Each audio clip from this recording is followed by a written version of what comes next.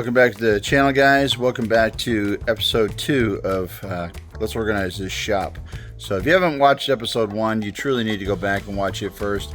I think it's pretty amazing what I was able to get done pretty much by myself in the span of a week, just cleaning up a warehouse, making a space to work on our projects and that sort of thing.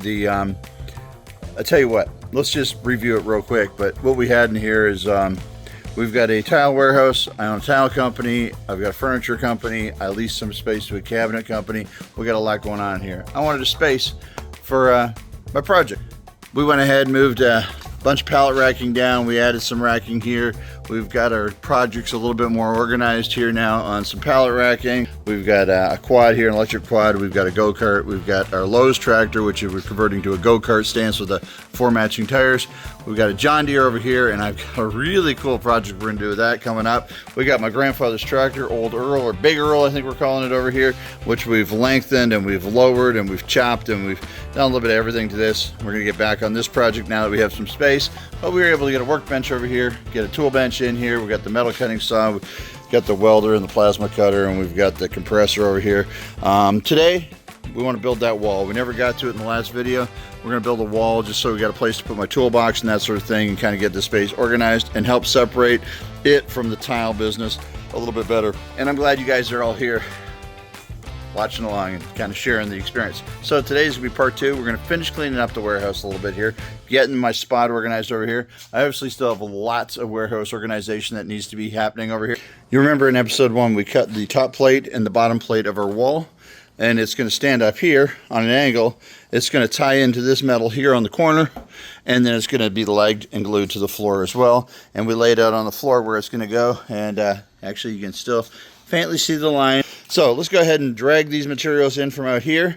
We've got the 2x4s that we need for the wall, the 2x6s for the wall, and the 2x4s that we're going to use to make a bar that goes across there for better light. My game plan here, because I'm alone today, is to build a 12-foot wall down here on the floor, sheathe the back side of it, and then I'm going to get the forklift up under here. I'm going to try to lift this thing up, put something on the floor over there to brace it so it can't go that way, and I'm going to try to stand a 12-foot tall by 4-foot wide 2x6 wall sheathed in 1/2-inch OSB up by myself. Let's get started here. I'm just going to take this bottom plate. I'm going to mark in 16-inch centers. So 16, 17 1/2, 32, 3.5, and then I take me over to there. So just down to just put marks where I want my wall studs to hit. I've talked about it before, but I frame about everything I do with screws. I hate framing nails. I hate building anything really with nails. If I can avoid it and use a screw, I always do.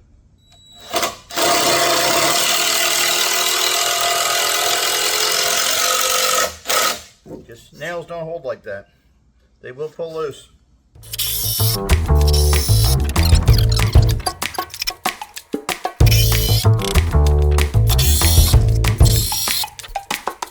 Set this last one on a bit of an angle to match the end of the board cut, and that's just so I can fasten it easier to the side wall on an angle about the same width where I got it, so the OSB will still attach to it.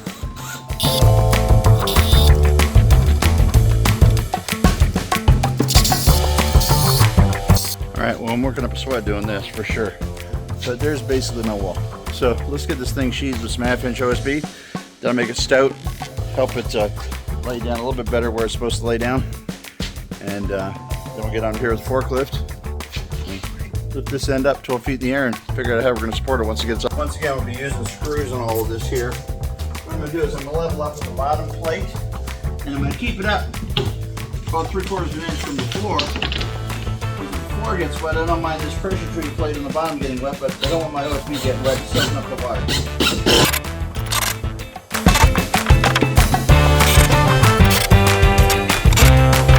Out here, rack the wall over to it's square with the sheet. Screw this whole edge.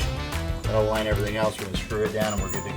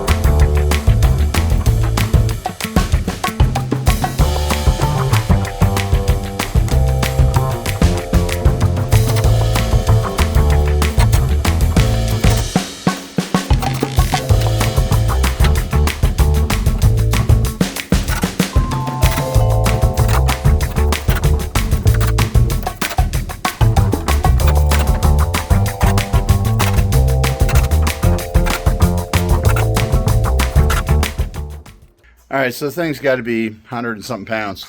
And it's got to stand up, and it's going to go up to there. It's going to be high. So my plan is I'm going to grab a pallet of tile, put it down here at the base of where I want the wall to be. Then I'll lift up with the forklift on this end here. And once I get it part way up in the air, I'll take that and screw it to the back side part way up so I can put the forks in it and lift it up like that. And well, if all things go as planned, we should be fine. I'm going to get this thing rigged up here, and if it works well, I'll show you. And if it doesn't work well,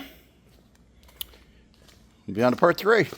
Okay, so the problem I'm having lifting it up with the forklift, I don't know if you can see it there, is the forks want to scrape the backside of the OSB, and I'm afraid they're going to pop through it and make it an unsafe situation. So what I'm going to do is I'm going to take this tie-down strap.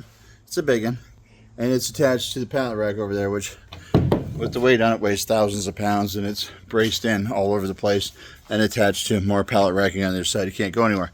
So what I'm going to do is I'm going to, as a safety, I'm going to attach a bolt to the top of the wall. I'm going to use the ratchet strap to hold it. I'll lift it up with the forklift, put the pressure on the ratchet strap to hold it. I can readjust the forklift.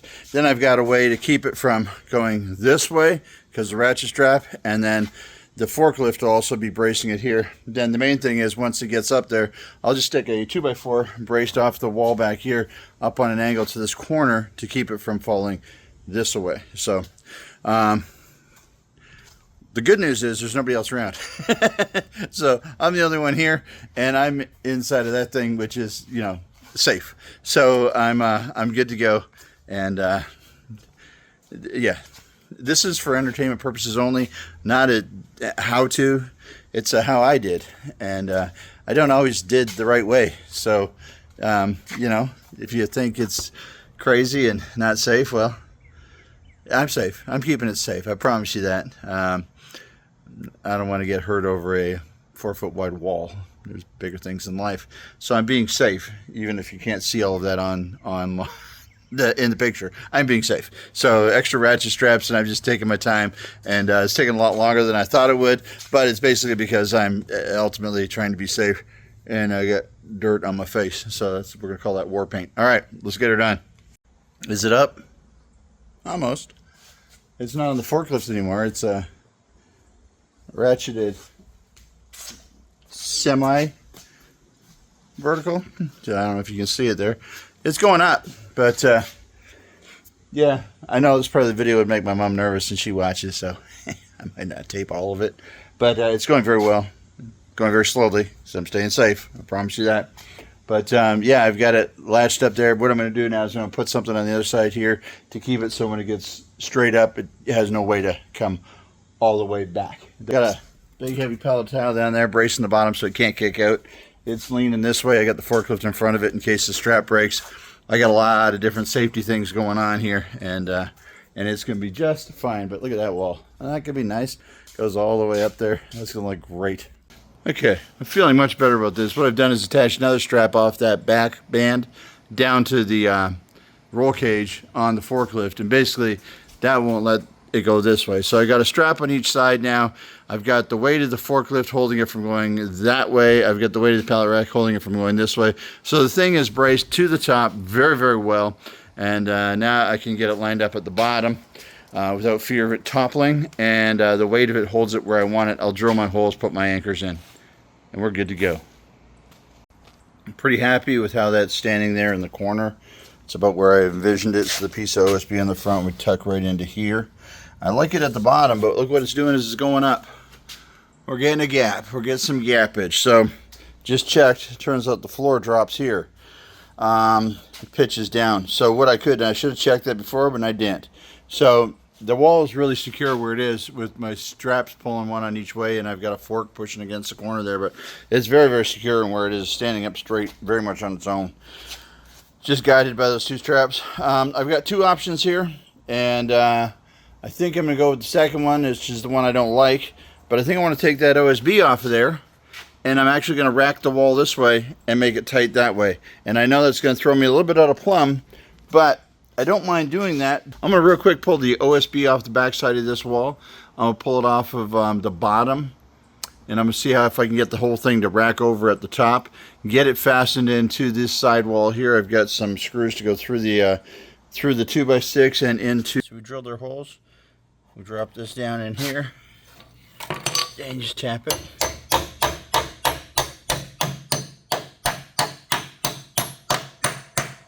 Down to the bottom of the hole, and then you put your wrench on it.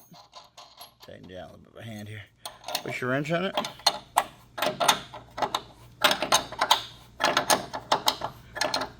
That'll expand it in the floor and the concrete, and gives us a great way to hold the wall secure.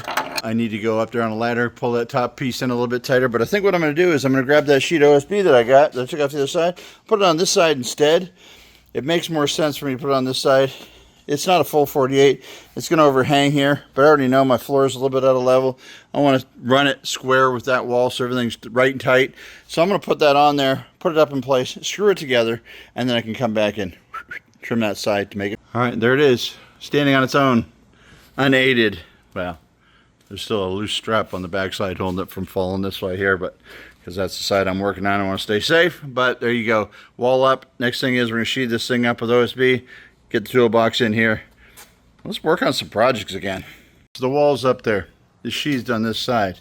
Next we want to run a 2x4 from there to there so we can hang some lights up there and a pull down air line and things like that. Well, there's one of these bars up top of the pallet racking, and that's what the light bar is going to sit on. So we want it a little bit past that. We don't want it too much past that because we don't want to be pulling a pallet down and accidentally snag on it and pull it. So then what we do is we lay it out here. We keep it parallel with the back wall. So I put my straight edge parallel with my wall and I mark a line here. Now if I cut that off, that's the angle I want. It'll sit flush against the wall here. We can run some screws in it this way, tie it to the 2x6 on the end of this wall here, and let it sit on there. So what we'll do is we'll get it up there. We'll get it, we'll put a level up there. We'll make sure we got it sitting level. So we got our angle cut on there. We got our 2x4 laying on top. And that bit's not gonna help us.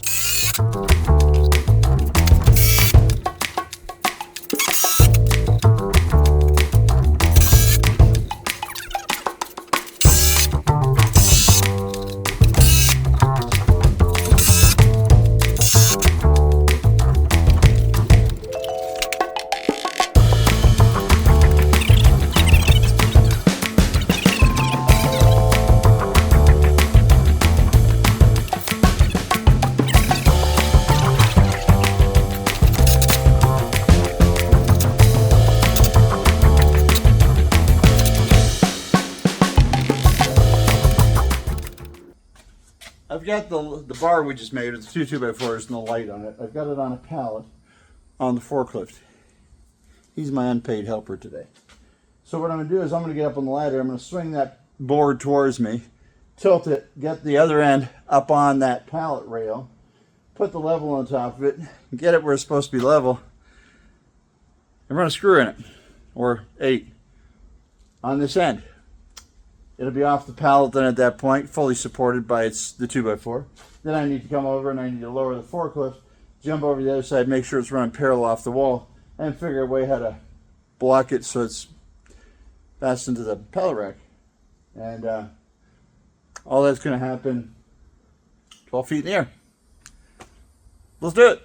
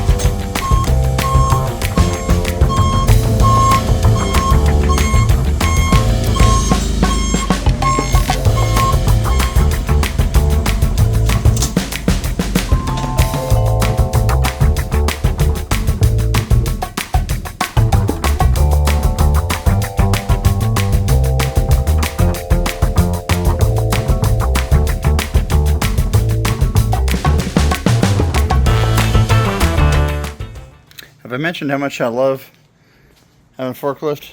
Yeah, favorite tool. Toolbox is full of tools. Just pick it up, move it over here. I'm going to set it down real gentle here, get those spacers underneath it to hold it upright.